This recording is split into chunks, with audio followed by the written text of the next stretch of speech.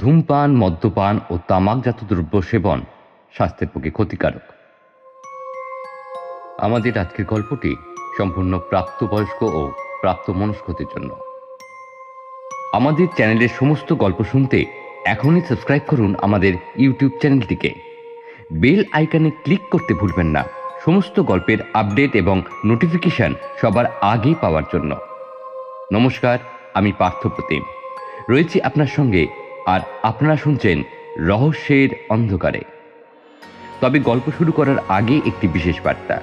YouTube বলছে আপনারা যারা আমাদের গল্প শোনেন তারা প্রায় 70% মানুষ আমাদের চ্যানেলটি সাবস্ক্রাইব না করেই চলে যান। এমনটি করবেন না প্লিজ। আপনার একটা সাবস্ক্রাইব আমাদের এই চ্যানেলের পরিবারের কাছে অত্যন্ত গুরুত্বপূর্ণ।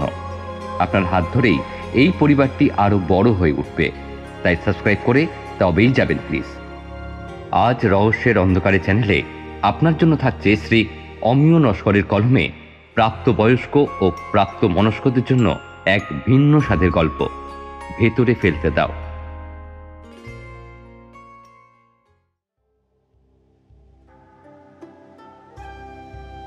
অনিরুদ্ধ মেয়েটাকে কাছে টেনে নিজের তৃষ্ণার্ত দুটো ঠোঁট ডুবিয়ে দিল সেই মেয়েটার ঠোঁটে।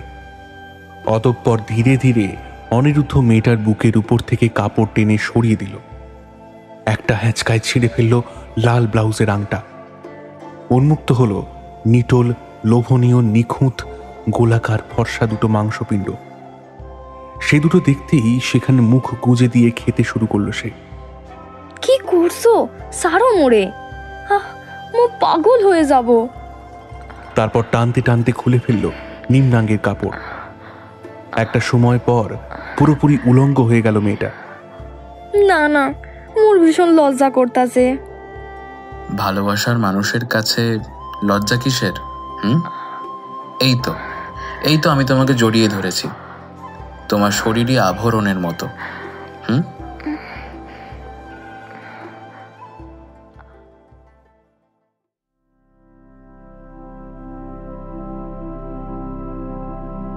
বেশ কয়েকদিন আগে থেকেই সৌভিক মেয়েটাকে ফলো করছিল।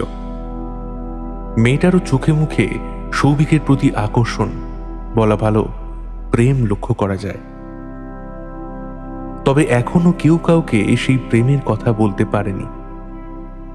এই তো আজ দুপুরে খাওয়া দাওয়া শেষে সৌভিক যখন রাস্তায় একটু পাইচারি দিতে বেরিয়েছে, তখন সে দেখে মেয়েটা কাঁধে কলসি নিয়ে কোমর দোলাতে দোলাতে পাড়ার মোড়ে বড় শানের ঘাটে জল ভরতে এসেছে। তাকে দেখতে পেয়ে সৌভিক এক দৃষ্টিতে তার দিকে চেয়ে রয়। এইভাবে অপলক দৃষ্টিতে নিজের দিকে তাকিয়ে থাকতে দেখে অকস্মাৎ মেয়েটা বলে ওঠে, কি গো সৌভিক দা, তুমি সব সময় অমন ভাবে আমার দিকে তাকিয়ে থাকো কেন গো? কিছু বলবে নাকি? কিন্তু সৌভিক কিছু বলতে পারে না। আমতা আমতা করে বলার চেষ্টা করে মাত্র। আসলে অনেক দিন থেকেই তোমাকে একটা কথা বলবো ভাবছি, কিন্তু বলতে পারছি কই। ঘাট পুকুরে কলসি ডুবিয়ে জল ভরে কাঁধে তুলে নিতে নিতে মেয়েটা মুচকি হাসি দিয়ে বলে, বুঝেছি, কদিন ধরে তো দেখছি তোমার চোখ মুখ, তাতে করে খুব ভালো করেই বুঝতে পেরেছি তুমি আমাকে কি বলতে চাইছো। সত্যি তুমি বুঝতে পেরেছো আমি কি বলতে চাইছি? উত্তেজিত হয়ে সৌভিকের বলা কথায় মেয়েটি আরো একবার ঠোঁটের কোণে মায়াবী হাসি টেনে বলল, হ্যাঁ গো হ্যাঁ, আমি সব বুঝতে পারি। মেয়েটার কথায় সৌভিকের মনের মধ্যে আনন্দ এবং উত্তেজনা একত্রিত হয়ে চঞ্চলতার একটা স্ফুরণ তার বহিরাঙ্গে প্রকাশিত হয়, এবং সে আবারও উদ্বিগ্নভাবে বলে ওঠে, মনের ভাষা মুখ ফুটে বলার আগেই তুমি সব বুঝতে পেরেছো। তার মানে তুমিও নিশ্চয়ই আমাকে ভালোবাসো, তাই না? এবারে এই কথাটা শোনা মাত্র মেয়েটা মুখের উপর আঁচল টেনে দাঁত দিয়ে চেপে ধরে সেই আঁচলের প্রান্ত এবং ঠোঁটের কোণে মৃদু হাসি নিয়ে সেই স্থান দ্রুত পরিত্যাগ করে হাঁটতে শুরু করে। মেয়েটার পিছন পিছন সৌভিকও হাঁটতে লাগলো এবং বলতে লাগলো, কি গো, তুমি যখন সবই বুঝতে পেরেছো তখন উত্তর না দিয়ে এইভাবে চলে যাচ্ছ কেন? বলে যাও তুমি আমাকে ভালোবাসো কিনা। তবুও মেয়েটা কিছু না বলেই গটগট করে এগিয়ে চলে। কি গো নীলাম্বরী, কিছু কথা না বলেই চলে যাচ্ছ যে? এতক্ষণে মেয়েটা বলল, এই দিকটাতে আর এসো না, বাড়ির লোক দেখতে পেলে খারাপ ভাববে। আচ্ছা বেশ, আর যাব না, কিন্তু চলে যাওয়ার আগে কিছু অন্তত বলে যাও। সৌভিকের কথায় মেয়েটা বলে ওঠে, আজ রাতে পুরনো মন্দিরের পিছনের দিকটায় একবার এসো না গো, তখন কথা হবে।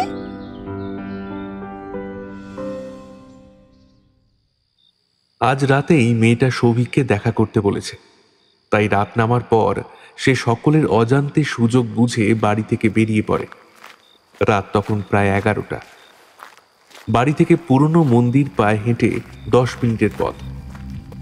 চারিদিকে বড় বড় গাছপালায় ঘন জঙ্গলের পথ রাতকে আরো বেশি ঘন ও কালো করে তুলেছে। থেকে থেকে শেয়ালের ডাক আর জনমানবহীন এই জঙ্গলের পথে একা ঊর্ধ্ব সাহসে হেঁটে গেলে গা ছমছম করাটাই স্বাভাবিক। তবে খানিকটা পর সৌভিক একটু ভয় পেয়ে গেল, কারণ সে অনুভব করল কেউ একজন তার পিছু নিয়েছে। আবারও বেশ কিছুক্ষণ হাঁটার পর সে সামনের পুরনো মন্দির দেখতে পেল। মন্দিরের দিকে এগিয়ে গিয়ে পুরনো মন্দিরের পিছনে টর্চের আলো ফেলে দেখল সেখানে অন্ধকারের মধ্যে বকুল গাছের নিচে সেই মেয়েটি দাঁড়িয়ে আছে। সৌভিককে দেখতে পেয়ে মেয়েটি মায়াবী সুরে বলল, তুমি এসেছো? হ্যাঁ নীলাম্বরী, আমি তো এই সবে মাত্র এলাম, কিন্তু তুমি কখন এসেছো? সৌভিকের কথায় সেই মেয়েটি অর্থাৎ নীলাম্বরী বলল, আমি যে অনেকক্ষণ আগেই এসে অপেক্ষা করছি তোমার জন্য।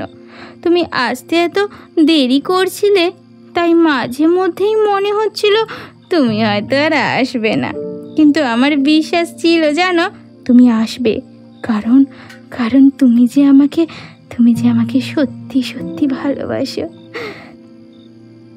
বেশ কিছুটা সময় এই সমস্ত কথাবার্তায় তাদের এমন গোপন অভিসার পর্ব জমে উঠতে শুরু করেছে।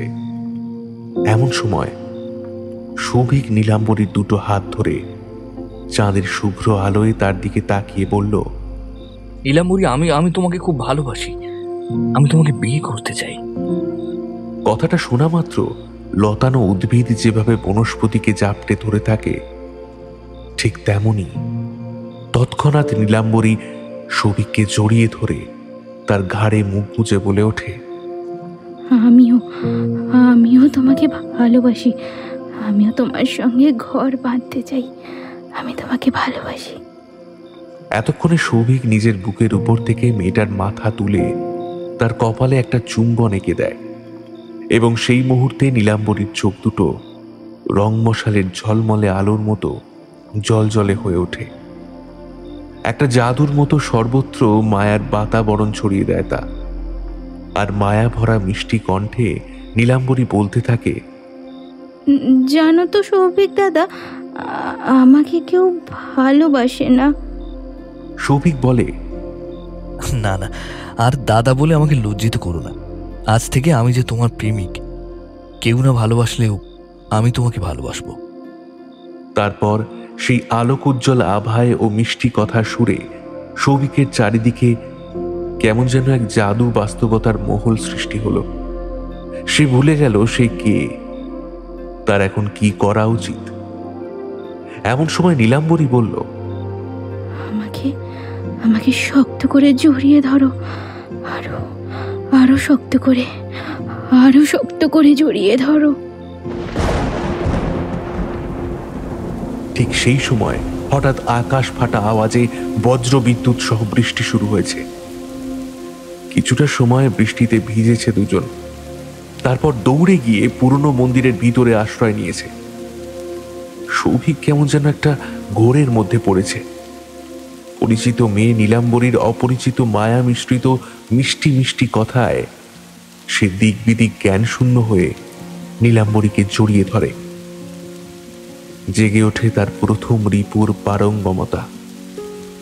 সে বৃষ্টিতে অর্ধেক ভিজে যাওয়া নীলাম্বরীর স্তনাভরণ খুলে ফেলে। নীলাম্বরীও মায়াবী সুরে বলে, এইসব এসব কি করছো তুমি? সৌভিক বলে, বৃষ্টিতে তোমার সারা শরীরে যে প্রায় ভিজে গেছে, এসব ভিজে শাড়ি ব্লাউজ না খুলে ফেললে তোমার যে ঠান্ডা লেগে যাবে। বারে, আমি ভিজে জামা কাপড় পরে থাকলে আমার ঠান্ডা লেগে যাবে, আর আর তুমি যে ভিজে জামা প্যান্ট পরে আছো, তোমার ঠান্ডা লাগবে না বুঝি? তাহলে তুমিও ওসব ভিজে জামা কাপড় খুলে ফেলো। এই বলে নীলাম্বরী সৌভিকের ভিজে জামার কয়েকটা বোতাম খুলতে খুলতে তার লোমশ বুকে ঠোঁটের স্পর্শ দিতে থাকে আর বলতে থাকে, আসো, আমার কাছে আসো, আরো কাছে, আরো কাছে সরে আসো, সরে আসো সৌভিক দাদা, আরো কাছে সরে এসো। আর সৌভিক নিরুত্তর তার আরো কাছে সরে গিয়ে তাকে জড়িয়ে ধরে। দুজনের উন্মুক্ত উলঙ্গ দুটো শরীর এক হয়ে যায়। আচ্ছা আচ্ছা সৌভিক দাদা, আমাকে কেমন দেখতে লাগছে? সৌভিকের শ্বাসবায়ু তখন দ্রুত আসা যাওয়া করছে। সে সেই অবস্থায় ঘন ঘন দম ফেলতে ফেলতে বলল, তোমাকে খুব সুন্দর দেখতে লাগছে। এইরকম ভাবে খোলা চুলে, কাজল পরা চোখে, মধুর হাসি ভরা মুখে, আলতা পেড়ে শাড়িতে এই প্রথম কোনো একজন নারীকে দেখছি। তুমি এতদিন কোথায় ছিলে? আগে কেন তোমাকে দেখিনি? তৎক্ষণাৎ নীলাম্বরী একটা মায়াবী মিষ্টি হাসি দিয়ে বলে ওঠে, তুমি যে কি বলো না, আমার বুঝি লজ্জা করে না? বাইরের আকাশে ততক্ষণে আরো প্রবল বেগে মুষলধারে বৃষ্টি ঝরা শুরু হয়েছে। বৃষ্টির টুপটাপ শব্দকে ছাপিয়ে হঠাৎ বজ্রাঘাতের বিকট চিৎকারে নীলাম্বরী সৌভিককে বুকে টেনে বাধাহীনভাবে চাপড়ে ধরেছে। আশ্চর্যের বিষয়, তাতে সৌভিকের বিন্দুমাত্র খারাপ লাগেনি, বরং সেও যেন এই নেশাতুর প্রকৃতির মেতে ওঠা নেশায় নিজেকে ডুবিয়ে দিয়েছে। নিজের সত্তাকে তাড়িয়ে তাড়িয়ে উপভোগ করছে সেই পরিচিত নীলাম্বরীর অপরিচিত যৌনতায় নিটোল শরীরের নোনা ধরা বুকে। তারপর সৌভিক নীলাম্বরীর উন্মুক্ত বুকের উপর মুখ গুঁজে স্তনোদ্বয়ে হাত বোলাতে বোলাতে মেতে উঠল শারীরিক খেলায়। আস্তে, কি করছো? এমন করো না, আস্তে করো না এমন। অতঃপর সৌভিক কেমন যেন যৌন তাড়নায় বিভোর হয়ে মায়াবিনীর মায়া চোখের ছলনায় ক্ষুধার্ত চিতার মতো ঝাঁপিয়ে পড়ল সেই মেয়েটার উপরে। তারপর তার সারাটা শরীরে অবাধ দুটো হাতের অনৈতিক বিচরণ এবং জিভ দিয়ে অশ্লেষে শুষে নিল শরীরই সবটা মধু এবং দীর্ঘকাল খনন চালালো বুকে, পেটে, নিম্নাঙ্গের তলদেশে। বাইরের আকাশে তখন ধীরে ধীরে বৃষ্টি থেমেছে। সৌভিক এখনো মুখ গুঁজে পড়ে আছে সেই মায়াবী নারীর অনাবৃত বুকের উপর। তার স্তনদ্বয়ের মধ্যবর্তী নিচু অংশ দিয়ে মাঝে মধ্যে চক্ষু উন্মিলন করে দেখছে সেই নারীর জলজলে চোখটার দিকে। আর নীলাম্বরী বলছে, বলো বলো সৌভিক দাদা, আমাকে আমাকে আদর করতে তোমার ভালো লাগছে? ভীষণ ভালো লেগেছে নীলাম্বরী, আমি অনেক খুশি হয়েছি। তোমাকে এত তাড়াতাড়ি এতটা কাছে কি করি বা পেলাম আমি এখনো বুঝতে পারি না। এতে বোঝার কি আছে? হ্যাঁ, এতে বোঝার কি আছে? আমি কতদিন অপেক্ষা করেছি এমন একটা মুহূর্তের, তা তোমাকে বলে বোঝাতে পারবো না। বিশেষ করে তোমার অপেক্ষায়। কেন? আমার অপেক্ষায় কেন? ধৈর্য ধরো, কিছুক্ষণ পর ঠিকই বুঝতে পারবে। ধৈর্য ধরো। এ কি, আমার সর্বাঙ্গ এমন জ্বলছে কেন? আমার সারা শরীর পুড়ে ছাই হয়ে যাচ্ছে। বাঁচাও, বাঁচাও! বাঁচাও, কে আছো? আমাকে বাঁচাও, চলে গেল, আমার সারা শরীর চলে গেল।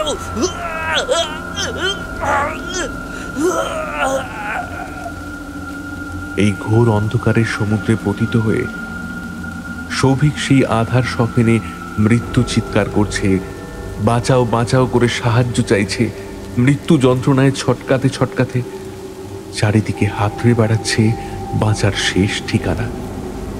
কিন্তু কিন্তু কাউকে সে দেখতে পাচ্ছে না। অন্ধকার, চারিদিকটা ঘুটঘুটে অন্ধকার। গাঢ় আলকাতরার মতো তমসার সেই ঢেউ সরিয়ে এক পা দু পা করে এগিয়ে যাচ্ছে সৌভিক। কিন্তু সে কোথায় এগিয়ে যাচ্ছে, এই আধারের বলয় থেকে বেরোবার কোনো পথ তার তো জানা নেই।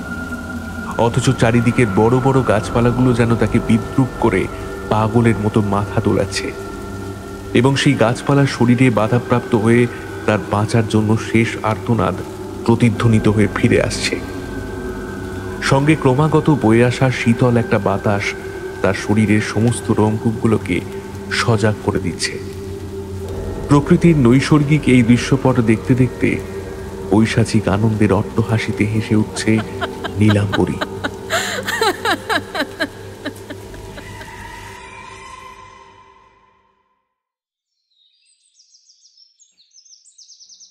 পরের দিন সকালবেলায় পুরনো মন্দিরের ওই জঙ্গলের পথ দিয়ে প্রাতভ্রমণে বেরিয়ে কল্কিপুরের জমিদার রজনীকান্ত চাটুর্যে দেখল মন্দিরের সামনে একটা মৃতদেহ পড়ে আছে। তৎক্ষণাৎ তিনি চিৎকার করে বললেন, এই, কে কোথায় আছিস? এদিকে একবার শিগগিরই ছুটে আয়, দেখে যা এখানে কার মৃতদেহ পড়ে আছে। সঙ্গে সঙ্গে মাঠ থেকে ছুটে এলো চাষির দল। তারা সবেমাত্র জমিতে আল দেওয়ার কাজে নেমেছে। সামনে বর্ষা, সারা মাঠ জুড়ে ধানের চাষ হবে। একদল লোকজন এসে মৃতদেহ ঘিরে কলকোলাহল শুরু করেছে। একজন বৃদ্ধ তাদের মধ্যে থেকে বলল, বলি, কি করে মরল বলো তো লোকটা? আরো একজন মাঝবয়সী লোক বলল, আরে, কে মরেছে তা তো বোঝাই যাচ্ছে না। এমন থুরথুরে বুড়ো লোক কোত্থেকে এলো এই গায়ে? এমন সময় জমিদার রজনীকান্ত বললেন, এই কালুয়া, মৃতদেহটা উল্টে আছে, একটু চিৎ করে দিয়ে মুখটা দেখ না, এ আমাদের গায়ের লোক কিনা, নয়তো এখনই আবার থানায় খবর দিতে হবে। জমিদারের কথা মতো মোটা সোটা চেহারার একজন চাষি মাথায় গামছা বেঁধে মৃতদেহটা সোজা করে দিল। তবুও কেউ তাকে চিনতে পারল না। একজন বৃদ্ধ বলল, লোকটাকে তো ঠিক চেনা যাচ্ছে না। জমিদার বাবু, আপনি আপনি বরং থানায় একবার খবর দিন। এমন সময় জমিদারবাবুর নজর পড়ল মৃতের ডান হাতের দিকে। হাতে একটা তামার বালা এবং হাতে উল্কি করা। সেখানে স্পষ্ট লেখা আছে সৌভিক। জমিদারবাবু চমকে উঠে বললেন, এ তো আমাদের দিগম্বর তাঁতির ছেলে সৌভিক গো। দেখো, ওর ডান হাতের দিকে তাকিয়ে দেখো, সেই পরিচিত তামার বালা, এমনকি হাতে ওর নাম লেখা আছে। কিন্তু ও এমন বুড়ো থুতথুড়ে হলো কিভাবে? ওর বয়স তো সবে 24 কি 25 হয়েছিল। জমিদারের কথা শুনে আরো একজন মাঝবয়সী লোক বলল, তাহলে সৌভিকের বাবা মাকে একবার খবর দেওয়া হোক। কি বলেন আপনারা? এমন সময় দূর থেকে দুজন মানুষের কান্নার আওয়াজ ভেসে এলো পুরনো মন্দির প্রাঙ্গণে জড়ো হয়ে থাকা লোকগুলোর কানে। সবাই দূরের রাস্তায় ঘাড় ঘুরিয়ে দেখল খবর দেওয়ার আগেই কোনোভাবে খবর পেয়ে দিগম্বর তাঁতি ও তার স্ত্রী কাঁদতে কাঁদতে এদিকেই এগিয়ে আসছে। অতঃপর মৃত সন্তানের সামনে আছড়ে পড়ে সৌভিকের মা কাঁদতে কাঁদতে বলল, কি করে তোর এমন অবস্থা হলো রে খোকা? কি করে হলো? কাল রাতেই তো খেয়ে দিয়ে শুয়ে পড়লি, আর আর আজ তোর মরা মুখ দেখতে হচ্ছে। হে ভগবান, এ কি করে হলো ভগবান, কি করে হলো? জমিদার রজনীকান্ত দিগম্বর তাঁতিকে জিজ্ঞাসা করলেন, দিগম্বর, একটা জিনিস কি দেখেছিস? তোর জোয়ান ছেলেটা কেমন থুতথুড়ে বুড়োর মতো পড়ে আছে। ওর সারা শরীরের চামড়া কেমন ঢলঢলে হয়ে গেছে। আচ্ছা, ওর কি কোনো বড় অসুখ বিসুখ ছিল? এসব কথা শুনে কাঁদতে কাঁদতে দিগম্বর বলল, না না জমিদার বাবু, না, আমার স্যালের কোনো অসুখ বিসুখ স্যালো নেই। এমনকি কাল রেতেও ও আমাদের সাথে খাওয়া দাওয়া করে বেছানায় শুয়েছে। তবে খানিক পরে ও দরজা খুলে যখন বাইরে বের হয়েছিল, তখন আমি জেগেই ছিলাম, কিন্তু কিছু বলিনি। আমি ভেবেছি বেশ গরম পড়েছে, তাই বাইরে বের হয়েছে, আবার কিছুক্ষণ পরে ঘরে ফিরে আসবে। তারপর আমি ঘুমিয়ে পড়ি। আর আজ সকালে উঠে এমন মৃত্যুর খবর শুনছি। আমি এখন কি করব? তুমি বইলি দাও জমিদার বাবু, তুমি বইলি দাও। তারপর পুলিশ এলো, মৃতদেহ পোস্টমর্টেমে গেল। একদিন পরে রিপোর্ট এলো, সৌভিকের মৃত্যু হয়েছে অত্যধিক তাপমাত্রার কারণে, অর্থাৎ কোনো এক চাপা আগুনের উত্তাপে ঝলসে মৃত্যু ঘটেছে তার। আর সবচেয়ে আশ্চর্যের বিষয়, একজন 24-25 বছর বয়সী যুবকের শরীরে মৃত্যুর পরে কোনরূপ যৌবনের অস্তিত্ব পাওয়া যায়নি। একজন 90 বছরের বৃদ্ধ মানুষের শরীর যেমন বার্ধক্যে মোড়া থাকে, যৌবনের লেশমাত্র থাকে না, সৌভিকের ক্ষেত্রেও তাই। তার শরীর থেকে যেন তার সমস্ত যৌবন শুষে নেওয়া হয়েছে। এরপর থেকে কলকিপুর গ্রামে সর্বত্র এক প্রকার ভয় দানা বাঁধতে শুরু করল। সন্ধ্যার পর কেউ আর বাড়ির বাইরে বের হয় না, বিশেষ করে অবিবাহিত ছেলেরা। কারণ কয়েকজন বয়োজ্যেষ্ঠ মানুষের ধারণা, সৌভিকের এমন অকাল মৃত্যু হয়ে মরার পিছনে নিশ্চয়ই কোনো অলৌকিক কারণ আছে, নইলে এমন মৃত্যু কি আর সম্ভব? আবার সৌভিকের মৃত্যুর এমন গরম পরিস্থিতি একটু ঠান্ডা হতে না হতেই সপ্তাহ খানেকের মধ্যে একদিন সকালে আরো একজন যুবকের মৃতদেহ উদ্ধার করল গ্রামের লোক। তারও ঠিক একইভাবে মৃত্যু ঘটেছে, সেই একই রকম ভাবে অকাল মৃত্যু হয়ে সমস্ত যৌবন হারিয়ে প্রচন্ড উত্তাপে সর্বাঙ্গ ঝলসে গিয়ে মৃত্যু।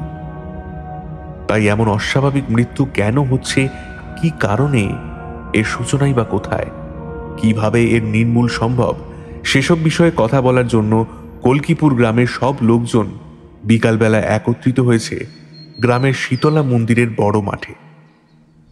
এমন সময় একটা অটো রিকশা এসে থামল সেই শীতলা মন্দিরের সামনে। রিকশা থেকে দুজন যুবক নেমে হাঁটতে হাঁটতে গিয়ে ঢুকলো জমিদার বাবুর বাড়িতে। ছেলে দুটোকে বাড়িতে ঢুকতে দেখে জমিদার বাবুর স্ত্রী সযত্নে বললেন, আয় বাবা আয়, কতদিন পর এলি। আজ হঠাৎ করেই বাবাকে না জানিয়েই শহর থেকে গ্রামে ফিরে এলো জমিদার রজনীকান্ত বাবুর ছেলে তিলক চাটুর্যে, এবং সঙ্গে নিয়ে এলো তার প্রিয় বন্ধু কলকাতা শহরের ছেলে অনিরুদ্ধ চৌধুরীকে। তিলক সেই ছোটবেলা থেকে কলকাতা শহরে থাকে, সেখানেই তার পড়াশোনা, সেখানেই তার বেড়ে ওঠা। এখন সে এমএ পড়ছে। ক্যাম্পাস বেশ কয়েকদিনের জন্য ছুটি থাকায় 7-5 না ভেবে সে গ্রামের বাড়িতে ফিরে এসেছে। তাকে এমন হঠাৎ ফিরে আসতে দেখে জমিদারবাবুর স্ত্রী অর্থাৎ তিলকের মা বেশ খুশি হয়েছে। ছেলেকে বুকে জড়িয়ে ধরে আদর করতে করতে বলল, আমার সোনা ছেলে কতদিন পর আবার বাড়িতে ফিরেছে। এবারে কিন্তু হঠাৎ করে চলে যাস না, কটা দিন থেকে যাস। পায়েস, নারকেল নাড়ু সব করে খাওয়াবো। হ্যাঁ মা, বেশ কয়েকদিন থাকবো বলেই তো বন্ধু অনিরুদ্ধকে নিয়ে এখানে চলে এলাম। এই যে এই আমার বন্ধু এবং আমার সহপাঠী অনিরুদ্ধ। অনিরুদ্ধ বন্ধুর মাকে প্রণাম করে বলে, কেমন আছেন মাসিমা? থাক থাক বাবা, থাক, আর প্রণাম করতে হবে না। আমি ভালো আছি বাবা। তুমি কেমন আছো? তোমার বাড়ির লোকজন সব কেমন আছেন? হ্যাঁ মাসিমা, আমি ভালো আছি, আর বাড়ির লোকও সবাই ভালো আছে। এমন সময় গটগট করে ঘরের মধ্যে প্রবেশ করেন জমিদার রজনীকান্ত। তিনি কেমন যেন অসন্তুষ্ট। তাকে দেখে তিলক বলল, বাবা, আমি এতদিন পর বাড়ি ফিরলাম, তুমি তাতে খুশি হওনি? তোমাকে কেমন যেন অসন্তুষ্ট মনে হচ্ছে। একটু গম্ভীরভাবে রজনীকান্ত বললেন, ভুল সময়ে চলে এসেছো। এখন গ্রামের পরিস্থিতি একদম ভালো নয়, তাই এবারে তোমার এমন অসময়ে গ্রামে ফিরে আসাতে আমি খুশি হইনি। পারলে তাড়াতাড়ি ফিরে যেও। তিলক এবং অনিরুদ্ধ দুজনেই খানিক মনক্ষুণ্ণ হল। তবে তিলক তা বাবাকে বুঝতে না দিয়ে জিজ্ঞাসা করল, কেন? গ্রামে এমন কি হয়েছে যে আমি আমার বাড়িতে আসবো তার জন্য তিথি নক্ষত্র বিচার করে আসতে হবে? আমাকে বলো তো কি হয়েছে। তিলকের কোনো কথার উত্তর না দিয়ে রজনীকান্ত ঘর ছেড়ে বেরিয়ে যায়, আর যাবার সময় স্ত্রীকে উদ্দেশ্য করে বলে, রমিলা, ও এখানে এসেছে ভালো হয়েছে, তবে ওদেরকে সন্ধ্যার পর বাইরে বের হতে বারণ করে দিও। এখন সময়টা ভালো যাচ্ছে না। কথাটা শেষ করেই জমিদারবাবু ঘর থেকে গটগট করে বেরিয়ে গেলেন। অতঃপর তিলক তার মাকে জিজ্ঞাসা করল, কি হয়েছে গো? বাবা মা এমন সব ভয় ভয় কথাবার্তা বলছে কেন? প্রমীলা দেবী কিছুক্ষণ চুপ থাকায় তিলক আবার বলল, আরে কি হলো, কি কি হয়েছে বলবে তো।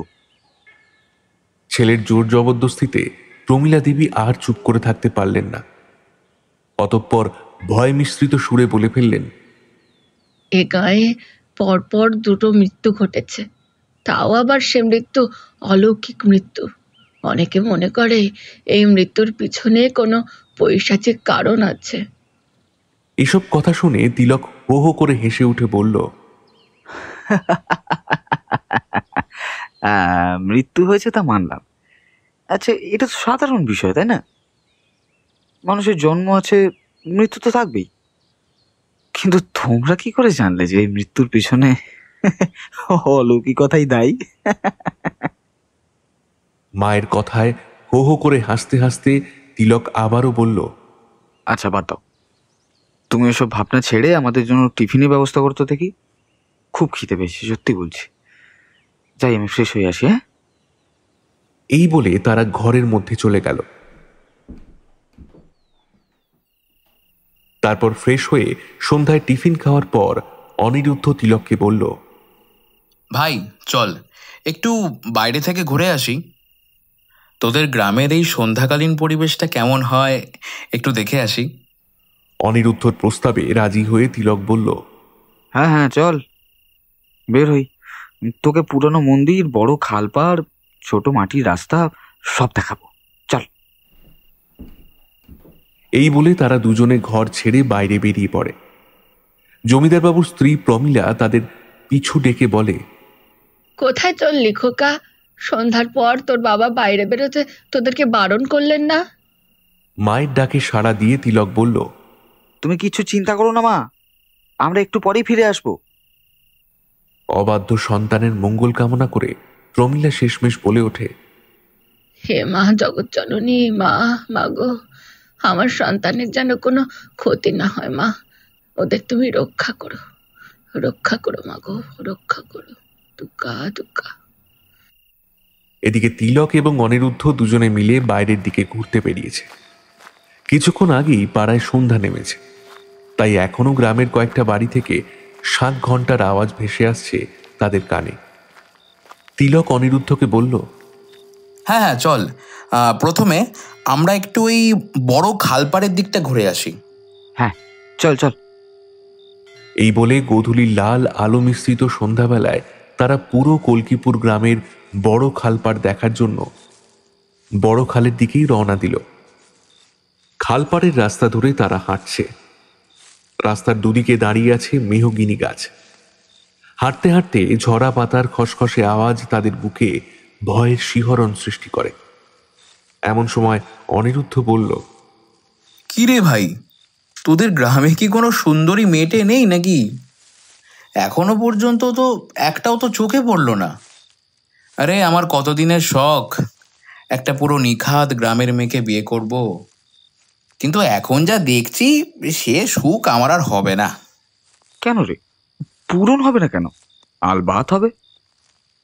আসলে সন্ধেবেলায় গ্রামের মেয়ে তো খুব একটা বাড়ির বাইরে বেরোয় না, দেখতেই পাচ্ছিস।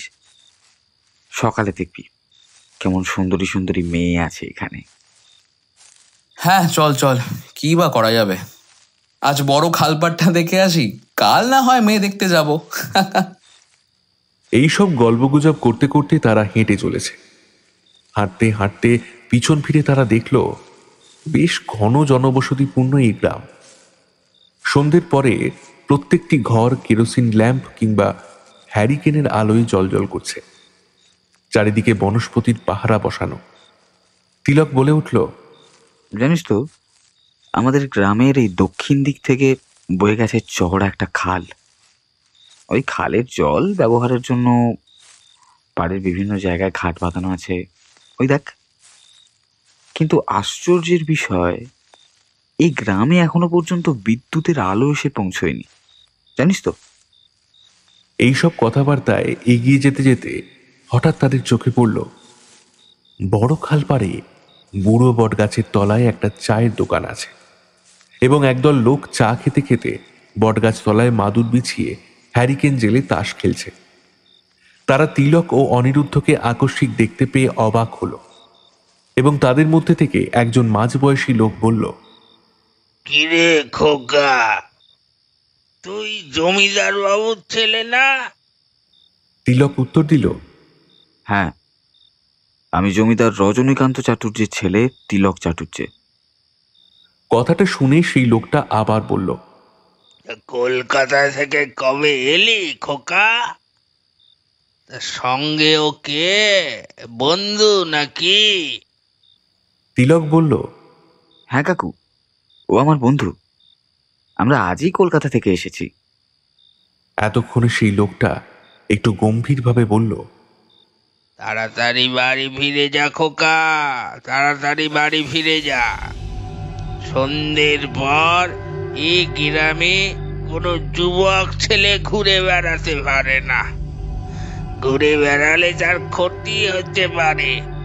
আমাদের সব ব্যথা হয়ে গেছে বহুদিন আগে, এখন আমরা সব বুড়োর দলে পড়েছি, বুঝেছিস না? আমাদের তাই ভয়টায় কিছু নেই। ভয় তো এইসব তোদের মতো জোয়ান ছেলেদেরকে নিয়ে। এর আগে পরপর দুটো জোয়ান ছেলের মরণ হলো।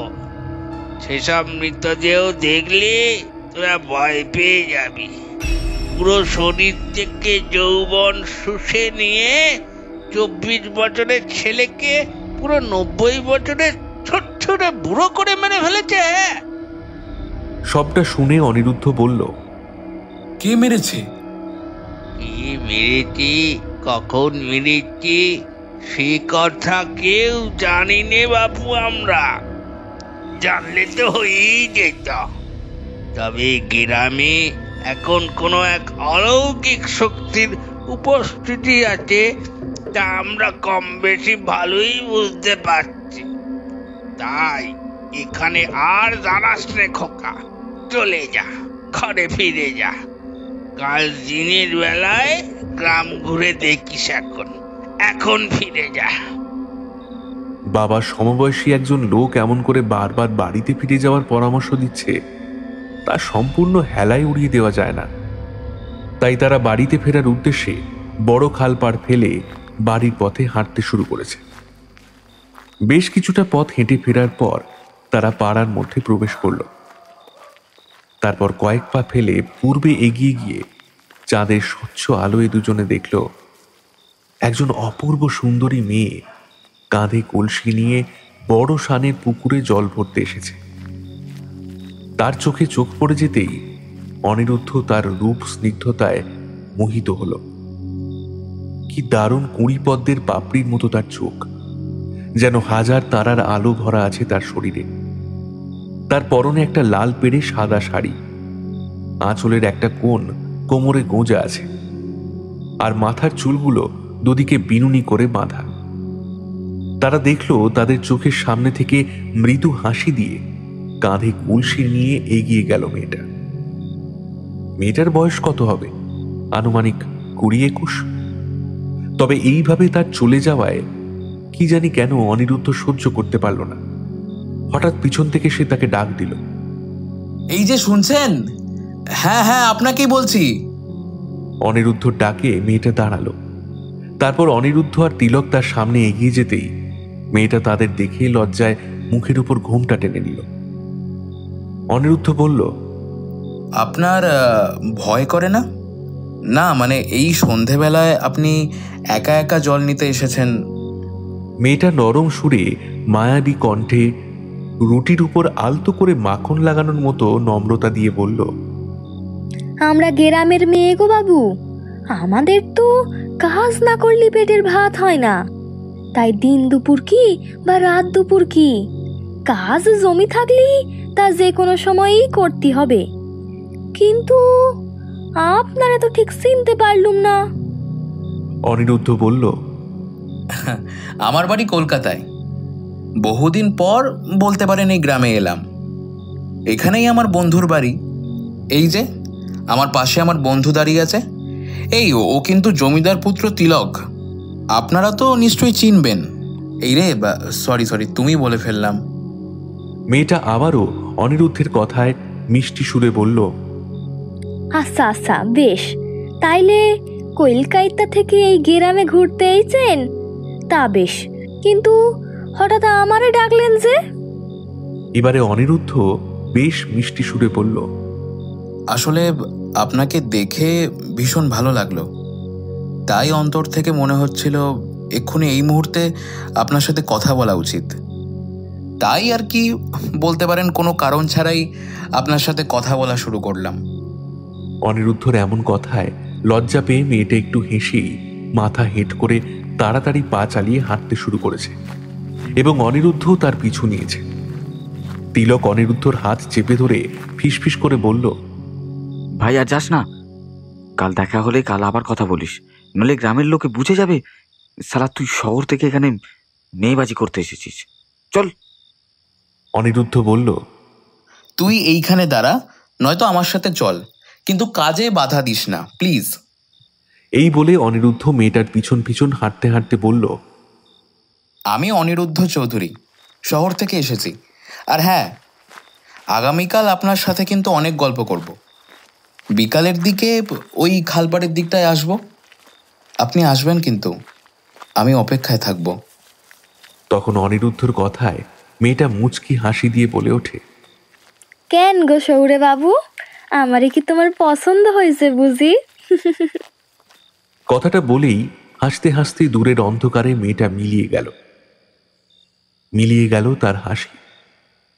এমন সময় তিলক অনিরুদ্ধকে বলল, এই 1 মিনিট, কি হয়েছে বলতো তোর? সব জিনিস এত তাড়াহুড়ো করিস কেন? মেয়েটা যদি ওর বাড়িতে গিয়ে বলে দেয় এরকম দুটো ছেলে তাকে বিরক্ত করছে, তখন তোর সম্মানটা তো যাবেই, তার সাথে সাথে আমারও সম্মানটা যাবে। অনিরুদ্ধ হাসতে হাসতে বলে, আরে ভাই চাপ নিস না, আরে ওসব কিছু হবে না। তাছাড়া মেয়েটা আমাকে দেখে মনে হয় বেশ ভালোই ফিদা হয়ে গেছে, বুঝলি? হ্যাঁ হ্যাঁ, একটু ভালো দেখতে বলে এইসব জায়গায় তুই ছাড় পেয়ে যাস, পাত্তা পেয়ে যাস, বুঝলি তো? ঝাড় না খেয়েও কিভাবে বেরিয়ে যাস তুই, এটাই এইগুলোই যারা সুন্দর দেখতে হয় না তাদের সুবিধা, বুঝলি তো? এসব বলতে বলতে তারা বাড়ির দিকে রওনা দিল। এখন সময় প্রায় রাত 8টা, 8:30 বাজে। চারিদিকে সন্ধ্যা গাঢ় হয়ে রাত নেমে এসেছে। দূরের ঝোপঝাড় থেকে দু একটা শিয়ালের ডাক থেকে থেকে ভেসে আসছে তাদের কানে। তারা দেখলো রাত হতে না হতেই পাড়াটা নিরিবিলি হয়ে গেল। দেখে বোঝা যায় এখানে কয়েক ঘর ভদ্র গৃহস্থেরও বাস আছে। তাদের বাগান ঘেরা একতলা ছোট ছোট বাড়িগুলি সবগুলি প্রায় এক ছাঁচে। কেবল একটা বাড়ি দ্বিতলে গর্বে মাথা উঁচু করে অন্ধকারে দাঁড়িয়ে আছে। ওই বাড়িটি জমিদার রজনীকান্ত চাটুর্যের বাড়ি। অতঃপর দুজনে গিয়ে ঢুকল সেই বাড়িতে। জমিদার রজনীকান্ত চাটুর্যে ছেলেকে সন্ধ্যার পর বাইরে যেতে বারণ করেছিলেন, এবং সেই বারণ না শুনেই ছেলে ও ছেলের বন্ধু সন্ধ্যার পরে বাড়ির বাইরে বেড়াতে গেছিল। এই কথা শুনে তিনি বেজায় চটে আছেন। স্ত্রীর উপর ধমক দিয়ে বললেন, রাত্রি 9টা বাজতে যায়, সবে বাবুর বাড়িতে ঢোকার সময় হচ্ছে। যতই ভাবি কিছু বলবো না, কিন্তু এরা যে আমার কোনো কথাই শুনছে না। আমি ভালোর জন্যই বলছি তো নাকি? গ্রামের পরিস্থিতি যে ভালো নয়, তাই এখন সন্ধ্যার পর আর বাইরে বের হওয়াটা অনুচিত। বিশেষ করে যুবক ছেলেদের উপরেই এমন অলৌকিক দৃষ্টি পড়ছে। কথায় আছে না, যত বলিস বল, আমি কান করেছি জল। ঠিক তেমনই একটা ভাবভঙ্গিতে বাবা যা বলছে এক কান দিয়ে ঢুকিয়ে অন্য কান দিয়ে বের করে দিল তিলক চাটুর্যে। সঙ্গে অনিরুদ্ধ তেমনই জুটেছে একেবারে তিলকের মতোই। শুধুমাত্র একটা দিকেই তাদের তফাৎ আছে। তিলক অচেনা কিংবা চেনা কোনো মেয়েদের সাথেই তেমনভাবে কথা বলতে পারে না, কিন্তু অনিরুদ্ধ সেদিক থেকে এক্সপার্ট। অনিরুদ্ধ লম্বা চওড়া শরীর বিশিষ্ট গৌরবর্ণের সুঠাম দেহী সুপুরুষ। তাকে দেখে যে কোনো নারীর মনে ভালো লাগা সৃষ্টি হতে পারে। সে যাই হোক, তারপর তারা রাতের খাওয়া দাওয়া শেষে সারাদিনের ক্লান্তি ভুলতে ঘুমিয়ে পড়ল।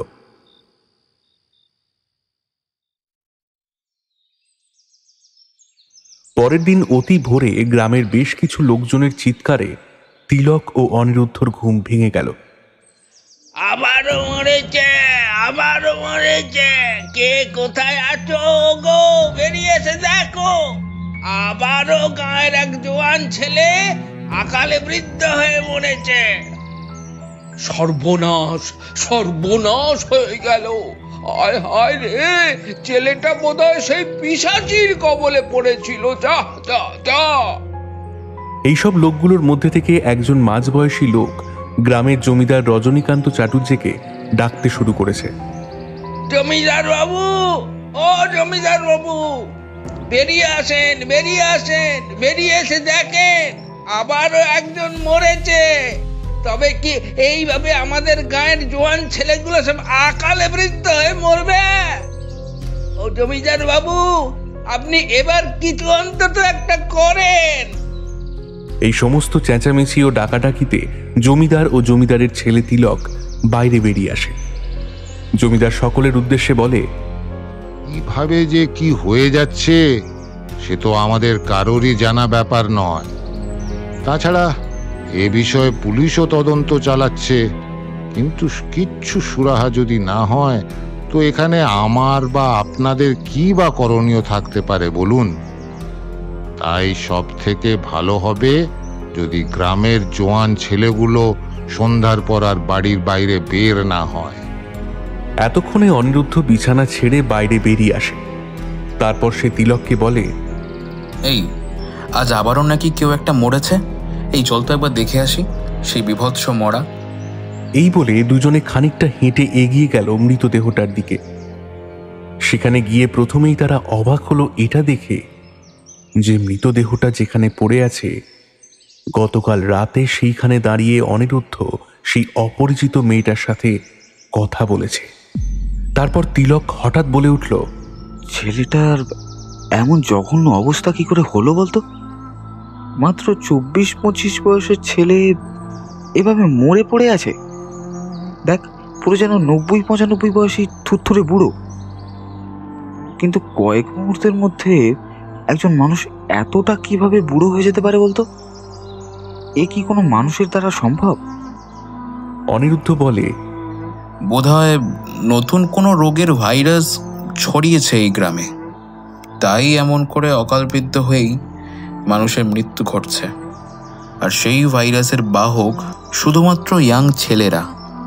অনিরুদ্ধর কথা শুনে জমিদার রজনীকান্ত এবার হেসে উঠলেন আর বললেন, গ্রামের লোকেদের কাছে এইসব অহেতুক কথা বলো না বাবা। কথাটা শেষ করেই তিনি সোজা গটগট করে হেঁটে বেরিয়ে গেলেন। তার বেশ কিছুক্ষণ পর পুলিশ এসে মৃতদেহ মর্গে পাঠালো। তবে রিপোর্ট কি আসবে তা সকলের জানা। এদিকে এরা দুজনে এমন আকস্মিক ও অস্বাভাবিক মৃত্যু দেখে বেশ কিছুটা রোমাঞ্চিত হয়েছে, বলা ভালো ভয় পেয়েছে। তাই সারাদিন আর বাইরে বের হয়নি। দুজনে সারাক্ষণ ভেবেছে কি কারণে এমন ঘটনা সব ঘটে, কার দ্বারা ঘটে, এর পিছনে সায়েন্স আছে নাকি এর পিছনে অতিলৌকিক কোনো ক্ষমতা আছে। এসব ভাবতে ভাবতে যখন হঠাৎ করেই ঘড়িতে বিকাল 4টের ঘন্টাটা বাজল, তখন অনিরুদ্ধ বলল,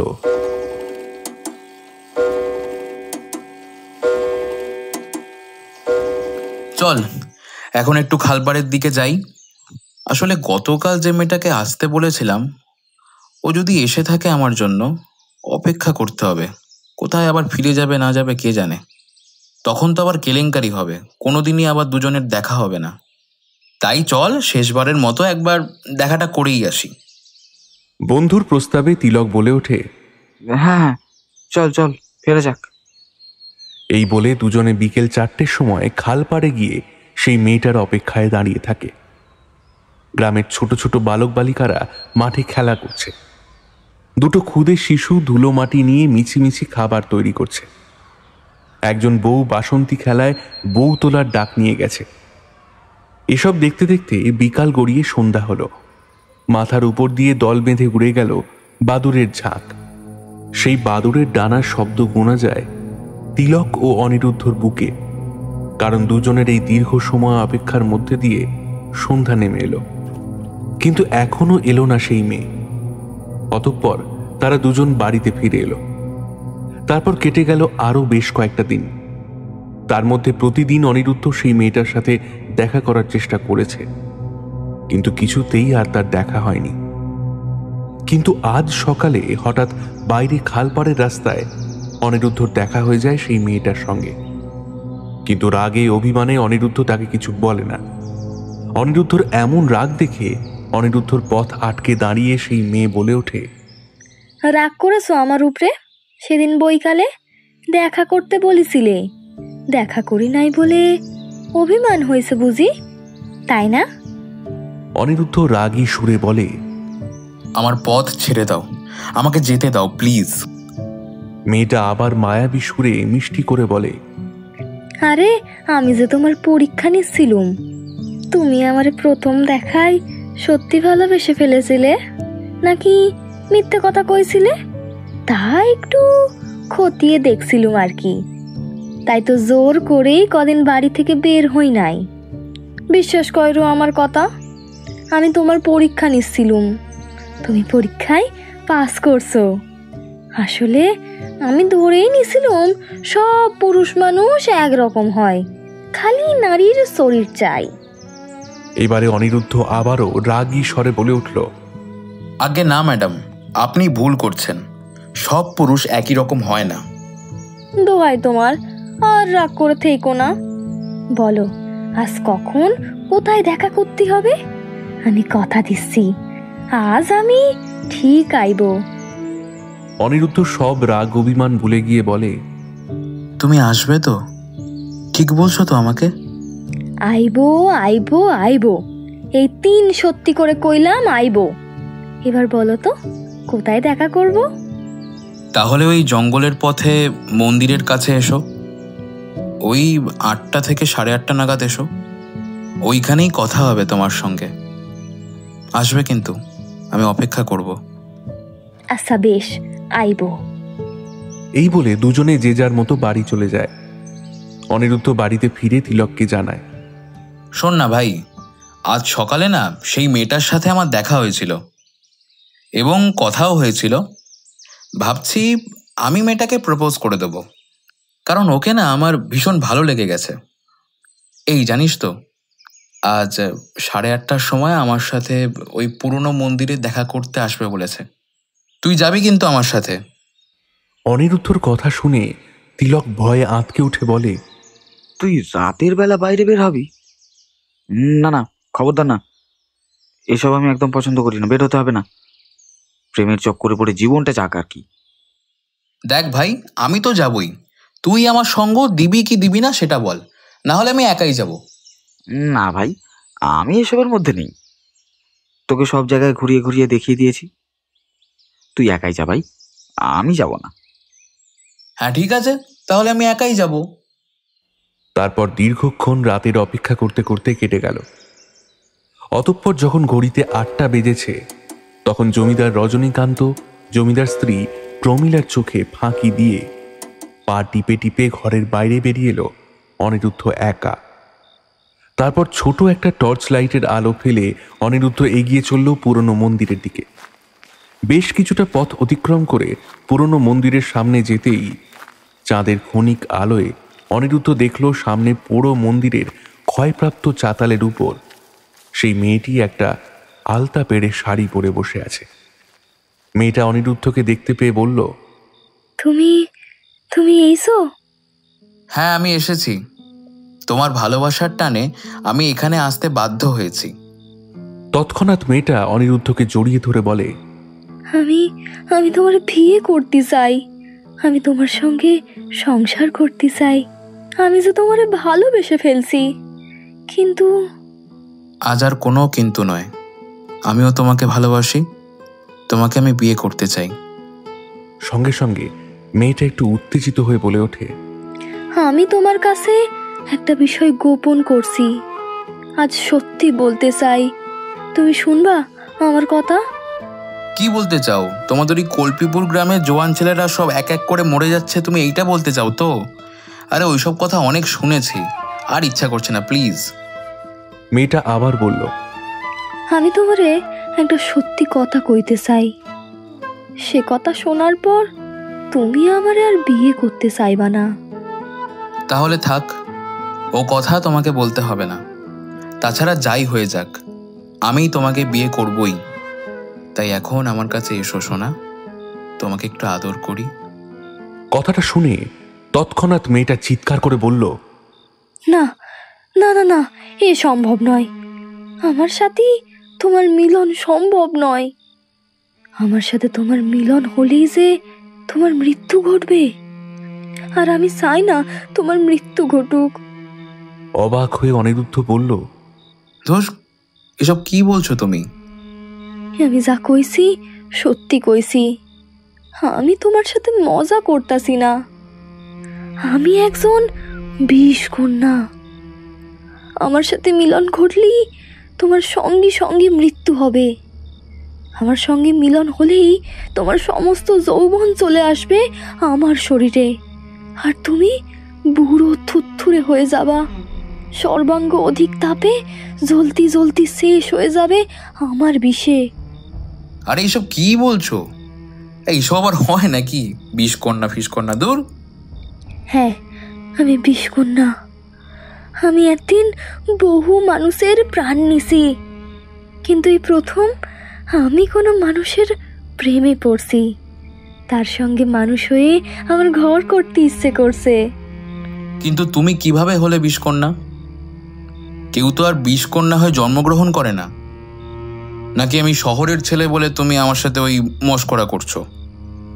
না গো না, মু মস্করা করতাছি না, আমার জীবনের পিছনে এক পুরনো ঘটনা আছে। কি ঘটনা আছে আমাকে বলো। সেই বহু বছর আগের ঘটনা, তোমায় বলি, শুনো। পরিবারে তখন মোর বাপ আর মোর মা। বাপ তখনকার সময় গ্রামের নাম করা একজন আয়ুর্বেদিক ডাক্তার ছিলেন। মায়ের গর্ভে থাকা অবস্থায় মা একবার পা পিছলে পুকুর ঘাটে পড়ে যান এবং গর্ভে প্রচণ্ড জোরে আঘাত পায়, আর সেখানেই যন্ত্রণা সহ্য করতে না পেরে আমারে প্রসব করেন।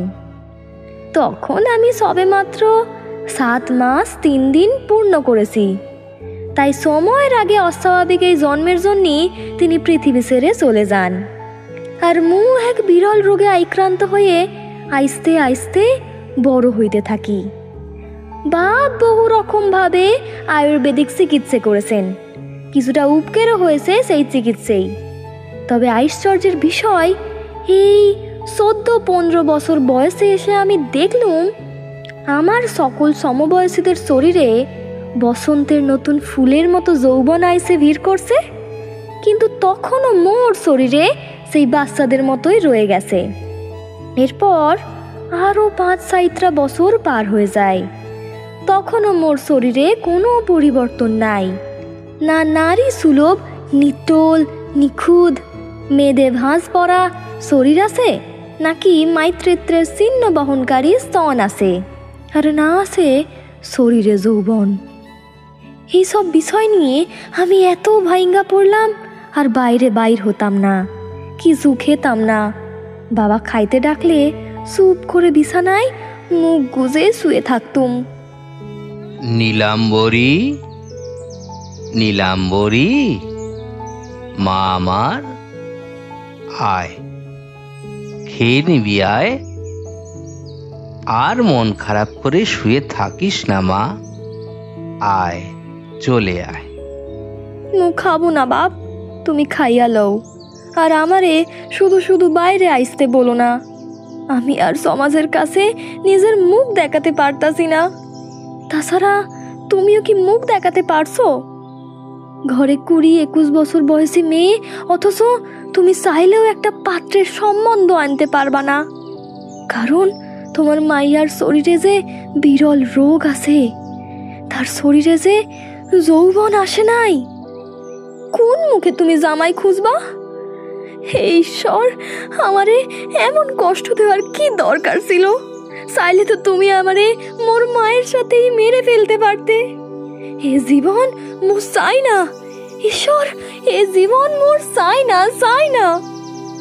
তুই চিন্তা করিস না রে মা, আমি আবারও তোর ঠাকুরদার রেখে যাওয়া সমস্ত পুঁথি ঘেঁটে দেখব, দেখি তোর শরীরে যৌবন আমি আনতে পারি কিনা। তাছাড়া এই পল্লী প্রকৃতির গাছগাছালির কি যে ক্ষমতা, তা আমি খুব ভালো করেই বুঝি। তারপর তারপর কি হলো? তারপর একদিন ভোরবেলা মোর বাপ একটা মাটির বাটি ভর্তি কালো রঙের তরল আয়না মোর সামনে দাঁড়িয়ে বললেন, মারে, কোথায় গেলি? আমি বহু পুঁথি ঘেটে শেষমেশ এই উপায়টা পেয়েছি তোকে বাঁচানোর জন্য। এছাড়া যে আমার আর কোনো উপায় ছিল না মা। কেন বাপ, কি হয়েছে? তোমার হাতে ওইটা কি? এটা 7টা দুষ্প্রাপ্য গুল্ম জাতীয় উদ্ভিদের কাণ্ডরস। নে মা, এটা খেয়ে নে। এটা খাওয়ার 1 সপ্তাহের মধ্যে তোর শরীরে যৌবন আসবে। তুই তখন পুরোপুরি একজন পরিণত নারীতে পরিণত হবি। তবে কি বাবা? তবে তুই কোনোদিন কোনোভাবেই কারোর সাথে মিলিত হতে পারবি না এই বিষ রসের জন্য। এটা খাওয়ার পর থেকে তুই বিষ কন্যাতে রূপান্তরিত হবি। তবে তোর এই যৌবন হবে বহু দিনের, এবং তুই যদি কারোর সাথে মিলিত হোস তবে সে তো মরবে ঠিকই, তবে তার জীবনী শক্তি, সমগ্র যৌবন, তার শারীরিক উচ্ছ্বাস সবটাই তোর মধ্যে সঞ্চারিত হবে। সবটা শুনে মু সেদিন সেই বিষ রস পান করছিলাম, তাই তো আজ আমি বিষ কন্যা। কিন্তু আজ মোর এত আয়ু, এত যৌবন নিয়ে কি করমু? আমি শুধু তোমার সাথে থাকতে চাই। একটা উপায় আছে, শুনবা তুমি আমার কথা? তুমি আমার সাথে মিলিত হবার আগে মোর শরীরের রক্ত পান করো। মোর শরীরের রক্ত পান করলে তবেই তুমি বাঁচবা। পারবা আমার রক্ত পান করতে? অনিরুদ্ধ অবজ্ঞার সুরে বলল, তাই নাকি? বাবা, তাহলে দাও তোমার রক্ত। তোমার সাথে মিলিত হওয়ার জন্য আমি যা ইচ্ছে তাই করতে পারি। হঠাৎ সেই মেয়েটা হাতের শিরা কেটে রক্ত দিল অনিরুদ্ধর গালে, এবং অনিরুদ্ধ তার চুষে পান করল এবং বলল, এই তো পান করছি তোমার রক্ত, এবার অন্তত আমার কাছে এসো। এই বলে অনিরুদ্ধ মেয়েটাকে কাছে টেনে নিজের তৃষ্ণার্ত দুটো ঠোঁট ডুবিয়ে দিল সেই মেয়েটার ঠোঁটে। অতঃপর ধীরে ধীরে অনিরুদ্ধ মেয়েটার বুকের উপর থেকে কাপড় টেনে সরিয়ে দিল। একটা হ্যাঁচকায় ছিঁড়ে ফেলল লাল ব্লাউজের আংটা। উন্মুক্ত হল নিটোল, লোভনীয়, নিখুঁত, গোলাকার ফর্সা দুটো মাংসপিণ্ড। সে দুটো দেখতেই সেখানে মুখ গুজে দিয়ে খেতে শুরু করলো সে। কি করছো? সারো মোড়ে, মো পাগল হয়ে যাব। তারপর টানতে টানতে খুলে ফেলল নিম্নাঙ্গের কাপড়। একটা সময় পর পুরোপুরি উলঙ্গ হয়ে গেল মেয়েটা। না না, মোর ভীষণ লজ্জা করতাছে। ভালোবাসার মানুষের কাছে লজ্জা কিসের? এই তো আমি তোমাকে জড়িয়ে ধরেছি, তোমার শরীরই আভরণের মতো। এইসব বলতে বলতে অনিরুদ্ধ সেই মেয়েটাকে শক্ত করে জড়িয়ে ধরে পোড়ো মন্দিরের চাতালের উপর চিৎ করে শুইয়ে দিয়ে তার শরীরের উপর আলতো করে শুয়ে হাত মুখ ভিজ দিয়ে তাকে আদর করে উত্তেজিত করছিল। তার বুকের নরম মাংসপিণ্ডের মাঝখানে মুখ গুজে দিয়ে অবোধ শিশুর মতো দুগ্ধ পান করতে করতে দুটো হাত দিয়ে কচলাতে থাকে তার মোমের মতো সাদা, নরম, তুলতুলে স্তনদ্বয়। তারপর কিছু সময় অতিবাহিত হলে একত্রিত হতে থাকে দুজনের বিপরীত দুই লিঙ্গ। চরম যৌনতায় ভরে ওঠে অন্ধকার জঙ্গলের পুরনো মন্দিরের মধ্যেকার আবহাওয়া। জানো তো সৌরে বাবু, মু আজ পর্যন্ত কোনো মানুষরে তেমন বিশ্বাস করতে পারি নাই। আমি আজ পর্যন্ত সবাইকে কেবল মাইরাই আইছি। শুধুমাত্র তোমারে ভালোবেসে আমি বদলে যেতে চাই। তাই আজ থেকে আমি মানুষ হয়েই বাঁচব তোমার সঙ্গে। এবারে কেমন যেন ব্যঙ্গাত্মক সুরে অনিরুদ্ধ বলে ওঠে, কিন্তু প্রেত সিদ্ধ কামপিশাচিনীর সঙ্গে আমি সারাটা জীবন কাটাবো, সেটা কিভাবে হয়? এমন কথা শুনে নীলাম্বরী চোখ দুটো বড় বড় করে বিস্ময় চিৎকার করে বলল, হ্যাঁ, মু একজন ইচ্ছাধারী প্রেত সিদ্ধি কাম পিশাচিনী, তা তুমি জেনে গেছো? কিন্তু সবটা যায় না গেছো তো কি হয়েছে, কিন্তু তোমারে তো মোর সঙ্গেই থাকতে হবা। অনিরুদ্ধ সব শুনে বলল, তোর সাথে থাকতে নয় শয়তানি, তোকে চিরতরে আমি শেষ করতে এসেছি। আমার বন্ধুর মুখে শুনেছি এই গ্রামে এক এক করে তুই অনেক যুবকের প্রাণ নিয়েছিস, কিন্তু আর নয়, এবার তোর খতমের পালা। আমারে শেষ করবি তুই? তুই জানিস মোর কত ক্ষমতা? অনিরুদ্ধ সঙ্গে সঙ্গে পাশেই পড়ে থাকা তার ব্যাগ থেকে প্রয়োজনীয় কিছু জিনিসপত্র বের করে একটা মন্ত্রপুত ধুলো নীলাম্বরীর চোখে মুখে ছিটিয়ে দিয়ে হাসতে হাসতে বলল,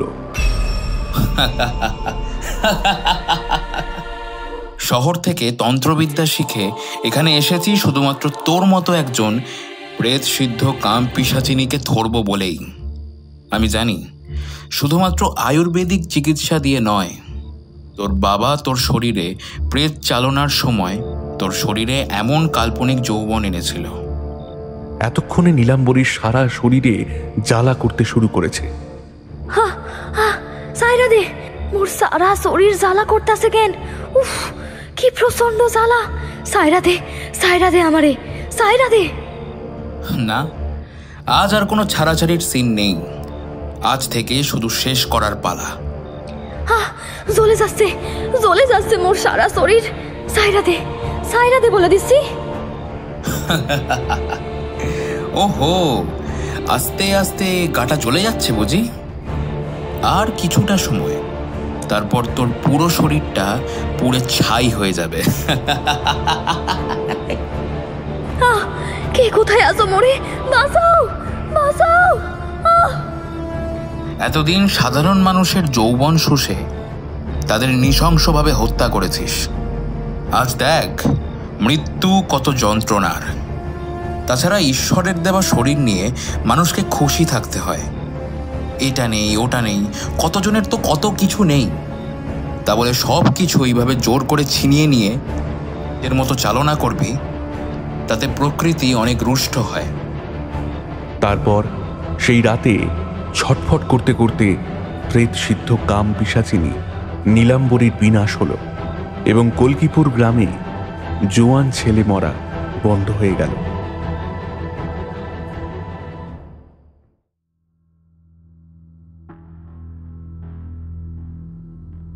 আপনারা এতক্ষণ শুনছিলেন শ্রী অমিয় নস্করের কলমে ভেতরে ফেলতে দাও। আজ গল্প পাঠে ছিল রাজ, অন্যান্য চরিত্রে প্রসন্ন, অরূপ, ইন্দ্রজিৎ, নিরুপম, সৌম্য দাস, তুনির, অরিন্দম ঘোষ, পার্থপ্রতিম দাস, প্রিয়াংশু, দীপঙ্কর চ্যাটার্জি ও পিয়ালি। গল্পটির সমগ্র পরিকল্পনা ও পরিচালনায় পার্থপ্রতিম দাস, আবহে সায়ক, প্রচ্ছদ অলঙ্করণে টিম রহস্যের অন্ধকারে। এরকম আরও গল্প শুনতে আজই সাবস্ক্রাইব করুন আমাদের ইউটিউব চ্যানেলটি, আর পাশে থাকা বেল আইকনটি প্রেস করে অল করে দিন, যাতে সবার আগে গল্পের নোটিফিকেশন আপনার কাছে পৌঁছয়। তবে আজ আসি, আবার অন্য কোনো দিন এক নতুন গল্প নিয়ে হাজির হব আপনাদের কাছে। ততদিন ভালো থাকুন, সুস্থ থাকুন আর শুনতে থাকুন রহস্যের অন্ধকারে। নমস্কার, শুভরাত্রি।